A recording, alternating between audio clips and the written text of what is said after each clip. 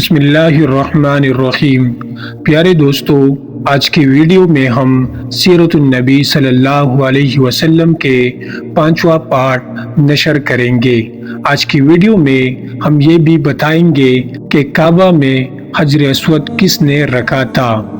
آپ علیہ الصلوۃ والسلام کی عمر 35 سال ہوئی تو مکہ میں زبردست سیلاب آیا۔ قریش نے سیلاب سے محفوظ رہنے کے لیے ایک بند بنا رکھا تھا، مگر یہ سیلاب اس قدر زبردست تھا کہ بند توڑ کر کعبے میں داخل ہو گیا۔ پانی کے زبردست ریلے اور پانی کے اندر جمع ہونے کی وجہ سے کعبے کی دیواروں میں شگاف پڑ گئے۔ اس سے پہلے ایک مرتبہ یہ دیواریں آگ لگ جانے کی وجہ سے کمزور ہو چکی تھی، اور یہ واقعہ اس طرح ہوا تھا کہ ایک مرتبہ کوئی عورت کعبے کو دھونے دے رہی تھی کہ اس آگ میں سے ایک چنگاری اڑ کر کعبے کے پردوں تک پہنچ گئی۔ اس سے پردوں کو آگ لگ گئی اور دیواریں تک جل گئی۔ اس طرح دیواریں بہت کمزور ہو گئی تھی۔ یہی وجہ تھی کہ سیلاب نے ان کو کمزور دیواروں میں شگاف کر دیے۔ سیدنا ابراہیم علیہ السلام نے کعبے کی جو دیواریں اٹھائی تھی وہ 9 گز اونچی تھی، ان پر چھت نہیں تھی۔ لوگ کعبے کے لیے نذرانے وغیرہ لاتے تھے۔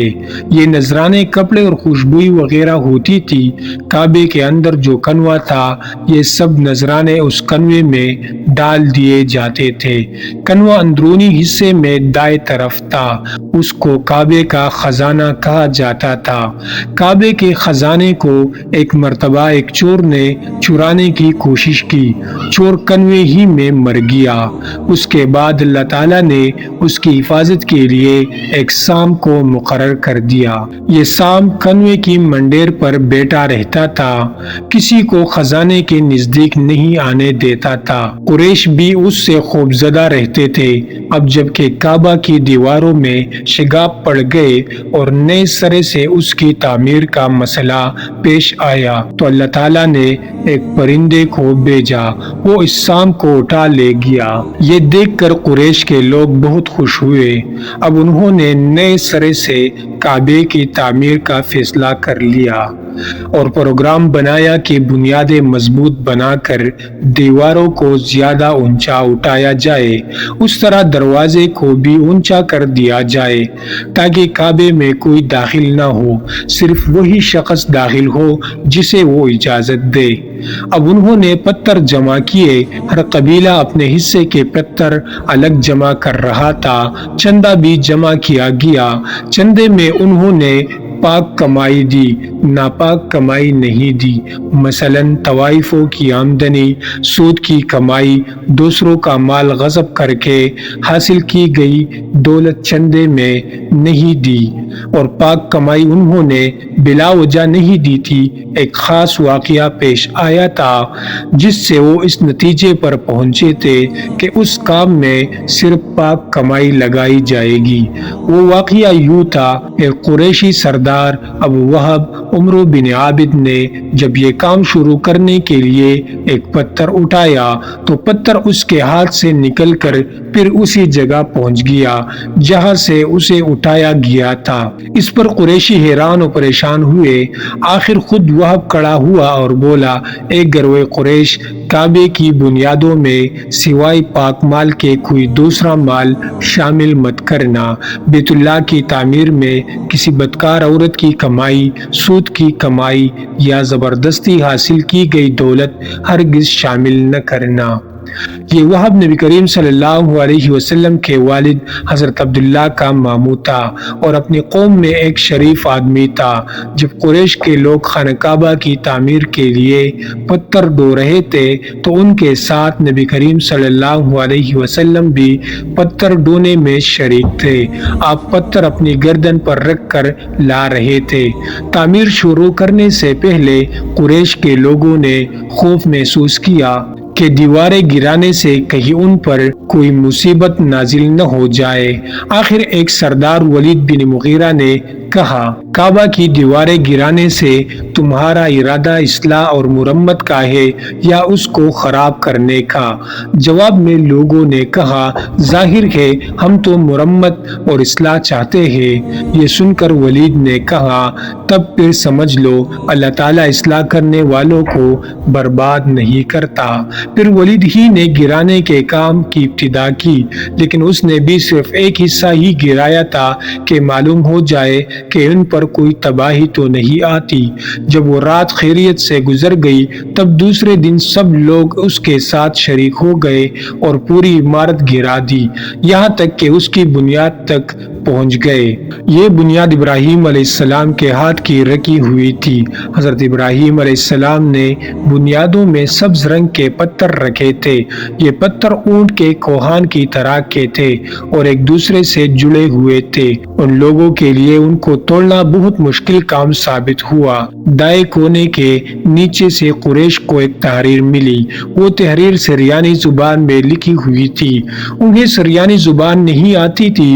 آخر ایک یہودی کو تلاش کر کے لایا گیا۔ اس نے وہ تحریر پڑھ کر انہیں سنائی۔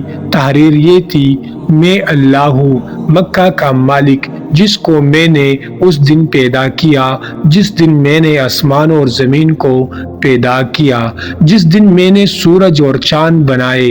میں نے اس کو یعنی مکہ کو 7 فرشتوں کے ذریعہ گھیر دیا ہے۔ اس کی عظمت اس وقت تک ختم نہیں ہوگی جب تک کہ اس کے دونوں طرف پہاڑ موجود ہے۔ ان پہاڑوں سے مراد ایک تو ابو قیس پہاڑ ہے جو کہ صفا پہاڑی کے سامنے ہے، اور دوسرا قیقان پہاڑ ہے جو مکہ کے قریب ہے اور جس کا رخ ابو قیس پہاڑ کی طرف ہے، اور یہ شہر اپنے باشندوں کے لیے پانی اور دودھ کے لحاظ سے بہت بابرکت اور نفع والا ہے۔ یہ پہلی تحریر تھی۔ دوسری مقام ابراہیم سے ملی، اس میں لکھا تھا، مکہ اللہ تعالیٰ کا محترم اور معظم شہر ہے، اس کا رزق 3 راستوں سے اس میں آتا ہے۔ یہاں 3 راستوں سے مراد قریش کے 3 تجارتی راستے ہیں۔ ان راستوں سے قافلے آتے جاتے تھے۔ تیسری تحریر اس سے کچھ فاصلہ سے ملی، اس میں لکھا تھا، جو بلائی بوئے گا لوگ اس پر رشک کریں گے، یعنی اس جیسا بننے کی کوشش کریں گے، اور جو شخص رسوائی بوئے گا وہ رسوائی اور ندامت پائے گا۔ تم برائیاں کر کے بلائی کی آس لگاتے ہو، ہاں یہ ایسا ہی ہے جیسے کیکر یعنی کانٹے دار درخت میں کوئی انگور تلاش کرے۔ یہ تحریر کعبے کے اندر پتھر پر کدی ہوئی ملی۔ کعبے کی تعمیر کے سلسلے میں قریش کو پتھروں کے علاوہ لکڑی کی بھی ضرورت تھی۔ لکڑی کا مسئلہ اس طرح حل ہوا کہ ایک جہاز عرب کے ساحل سے آ کر ٹکرا گیا۔ آج اس مقام کو جدہ کا ساحل کہا جاتا ہے۔ پہلے یہ مکہ کا ساحل کہلاتا تھا، اس لیے کہ مکہ کا قریب ترین ساحل یہی تھا۔ ساحل سے ٹکرا کر جہاز ٹوٹ گیا۔ وہ جہاز کسی رومی تاجر کا تھا۔ اس جہاز میں شاہ روم کے لیے سنگ مرمر، لکڑی اور لوہے کا سامان لے جایا جا رہا تھا۔ قریش کو جہاز کے بارے میں پتہ چلا تو یہ لوگ وہاں پہنچے اور ان لوگوں سے لکڑی خرید لی۔ اس طرح چھت کی تعمیر میں اس لکڑی کو استعمال کیا گیا۔ آخر خانہ کعبہ کی تعمیر کا کام حجر اسود تک پہنچ گیا۔ اب یہاں ایک نیا مسئلہ پیدا ہو گیا۔ سوال یہ پیدا ہوا کہ حجر اسود کون اٹھا کر اس کی جگہ پر رکھے گا۔ ہر قبیلہ یہ فضیلت خود حاصل کرنا چاہتا تھا۔ یہ جھگڑا اس حد تک بڑھا کہ مرنے مارنے تک نوبت آ گئی۔ لوگ ایک دوسرے کو قتل کرنے پر ٹل گئے۔ قبیلہ عبدالدار نے تو قبیلہ عدی کے ساتھ مل کر ایک برتن میں خون بھرا اور اس میں اپنے ہاتھ ڈبو کر کہا، حجر اسود ہم رکھیں گے۔ اس طرح دوسرے قبیلے بھی اڑ گئے۔ تلواریں نیاموں سے نکل آئی۔ آخر وہ سب بیت اللہ میں جمع ہوئے۔ ان لوگوں میں ابو امیہ بن مغیرہ بھی تھا، اس کا نام حذیفہ تھا۔ قریش کے پورے قبیلے میں یہ سب سے زیادہ عمر والا تھا۔ یہ ام المومنین سیدہ ام سلمہ امامہ رضی اللہ عنہ کا باپ تھا، قریش کے انتہائی شریف لوگوں میں سے تھا۔ مسافروں کو سفر سامان اور کھانا وغیرہ دینے کے سلسلہ میں بہت مشہور تھا۔ جب کبھی سفر کرتا تو اپنے ساتھیوں کے کھانے پینے کا سامان خود کرتا تھا۔ اس وقت اس شدید جھگڑے کو ختم کرنے کے لیے اس نے ایک حل پیش کیا۔ اس نے سب سے کہا، اے قریش کے لوگوں، اپنا جھگڑا ختم کرنے کے لیے تم یوں کرو کہ حرم کے صفا نامی دروازے سے جو شخص سب سے پہلے داخل ہو اس سے فیصلہ کروا لو۔ وہ تمہارے درمیان جو فیصلہ کرے گا وہ سب اس کو مان لے۔ یہ تجویز سب نے مان لی۔ آج اس دروازے کو باب السلام کہا جاتا ہے۔ یہ دروازہ رکن یمانی اور رکن اسود کے درمیانی حصے کے سامنے ہے۔ اللہ کی قدرت کے اس دروازے سے سب سے پہلے حضور نبی کریم صلی اللہ علیہ وسلم تشریف لائے۔ قریش نے جیسے ہی آپ کو دیکھا پکار اٹھے، یہ تو امین ہے، یہ تو محمد ہے، ہم ان پر راضی ہے۔ اور ان کے ایسا کہنے کی وجہ یہ تھی کہ قریش اپنے آپس کے جھگڑوں کے فیصلے آپ ہی سے کروایا کرتے تھے۔ آپ کسی کے بے جا حمایت نہیں کرتے، نہ بلا وجہ کسی سے مخالفت کرتے تھے۔ پھر ان لوگوں نے اپنے جھگڑے کی تفصیل آپ کو سنائی۔ ساری تفصیل سن کر آپ نے فرمایا، ایک چادر لے آؤ۔ وہ لوگ چادر لے آئے۔ آپ نے اس چادر کو بچھایا اور اپنے دست مبارک سے حجر اسود کو اٹھا کر اس چادر پر رکھ دیا۔ اس کے بعد آپ نے ارشاد فرمایا، ہر قبیلے کے لوگ اس چادر کا ایک ایک کنارہ پکڑ لے۔ پھر سب مل کر اس کو اٹھائے۔ انہوں نے ایسا ہی کیا۔ چادر کو اٹھائے ہوئے وہ اس مقام تک آ گئے جہاں حجر اسود کو رکھنا تھا۔ اس کے بعد نبی کریم صلی اللہ علیہ وسلم نے حجر اسود کو اٹھا کر اس کی جگہ رکھنا چاہا، لیکن اسی وقت ایک نجدی شخص آگے بڑھا اور تیز آواز میں بولا، بڑے تعجب کی بات ہے کہ آپ لوگوں نے ایک کم عمر نوجوان کو اپنا رہنما بنا لیا ہے، اس کی عزت افزائی میں لگ گئے ہو۔ یاد رکھو، یہ شخص سب کو گروہوں میں تقسیم کر دے گا، تم لوگوں کو پارا پارا کر دے گا۔ قریب تھا کہ لوگوں میں اس کی باتوں سے ایک بار پھر جھگڑا ہو جائے، لیکن پھر خود ہی انہوں نے محسوس کر لیا کہ حضور صلی اللہ علیہ وسلم نے جو فیصلہ کیا ہے وہ لڑانے والا نہیں، لڑائی ختم کرنے والا ہے۔ چنانچہ حجر اسود کو نبی کریم صلی اللہ علیہ وسلم نے اپنے مبارک ہاتھوں سے اس کی جگہ پر رکھ دیا۔ مورخوں نے لکھا ہے، یہ نجدی شخص دراصل ابلیس تھا جو اس موقع پر انسانی شکل میں آیا تھا۔ جب کعبے کی تعمیر مکمل ہو گئی تو قریش نے اپنے بتوں کو پھر سے اس میں سجا دیا۔ کعبے کی یہ تعمیر جو قریش نے کی چوتھی تعمیر تھی۔ سب سے پہلے کعبے کو فرشتوں نے بنایا تھا۔